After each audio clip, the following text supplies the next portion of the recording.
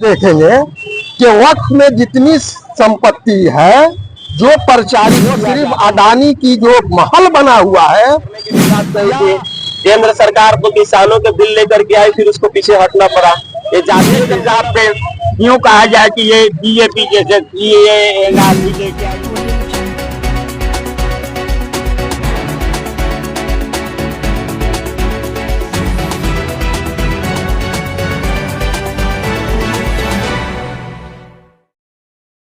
देखेंगे कि वक्त में जितनी संपत्ति है जो प्रचारित किया जाता है वो सिर्फ अडानी की जो महल बना हुआ है या फिर आपके रक्षा मंत्री के समधी ने जो सैकड़ों एकड़ जमीन पर झूठा दावा बचाने के लिए ये झूठी की जा रही है। सच्चाई तो ये है, सच्चर कमेटी की रिपोर्ट आप जब देखेंगे तो पता चलेगा कि वक्फ बोर्ड में जितनी जमीन उतना के बराबर तमिलनाडु के सिर्फ 3 मंदिरों में है। अब बताइए कि हिंदुस्तान में लातादार मंदिरें हैं, उनके पास भी संपत्तियां हैं और उसको जोड़ा जाता है कि रेलवे के बाद सिर्फ वक्फ में संपत्ति है, जहां कह दिया वो वक्फ की संपत्ति है। ऐसी बात नहीं है, ये सिर्फ भ्रामक प्रचार है और अडानी का बॉम्बे का महल बचाने कह रहे हैं लोग जिला से आदेश नहीं है। वो लोग जनता के मुद्दे पर लड़ने वाले लोग नहीं है, तो लोग राजनीतिक लोग है, वोट की राजनीति करते हैं।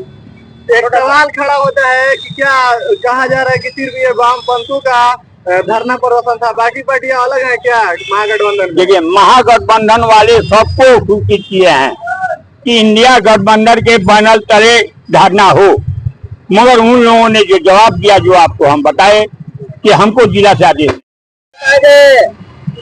आज जो विरोध मार्च आप लोगों ने निकाला है, आज हम लोगों ने बराड़िया के प्रखंड मुख्यालय से वक्त बचाओ संविधान बचाओ मंच के बैनर से, संविधान बचाओ संघर्ष मोर्चा के बैनर से, इंसाफ मंच, भाकपा माले, भाकपा वामपंथी एकता के बैनर तले प्रतिवाद मार्च हम लोग बराड़िया प्रखंड मुख्यालय से निकाल करके पेट्रोल पंप होते हुए, जामो मोड़ होते हुए थाना चौक पर उपस्थित है।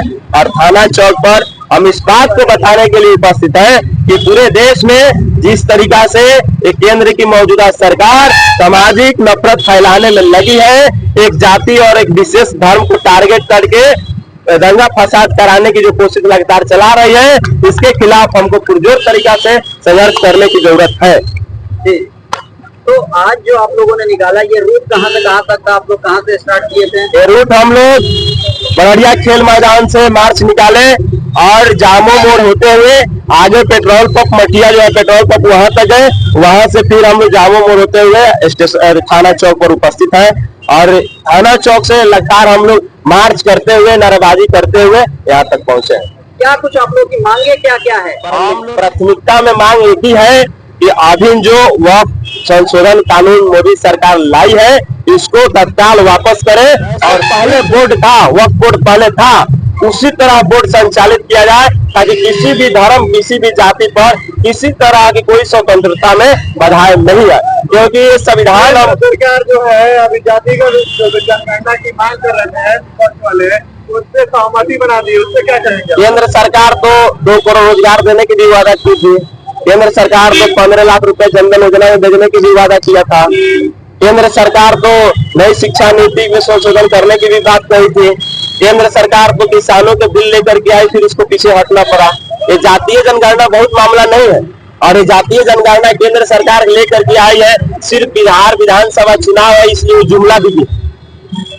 ये सवाल बिहार विधानसभा चुनाव में केंद्र सरकार को लगा कि अगर हम जातीय जनगणना के पक्ष में अपनी बातों को नहीं रखेंगे तो बिहार में हमको कहीं जगह नहीं मिलेगी, इसलिए उन्होंने जातीय जनगणना की बात कही है। अगर बात कही है तो बात स्वागत है, लेकिन इसको लागू करना चाहिए और लागू नहीं होगा, केंद्र सरकार अगर कही है और लागू नहीं होगा तो फिर हम बराड़िया के सड़कों पर आंदोलन करेंगे और उसके लिए आंदोलन करेंगे कि आपने तो जातीय जनगणना कराने की बात कही है, उसको आप कब शुरू कर रहे हैं, इसके लिए भी हम संघर्ष करेंगे और केंद्र सरकार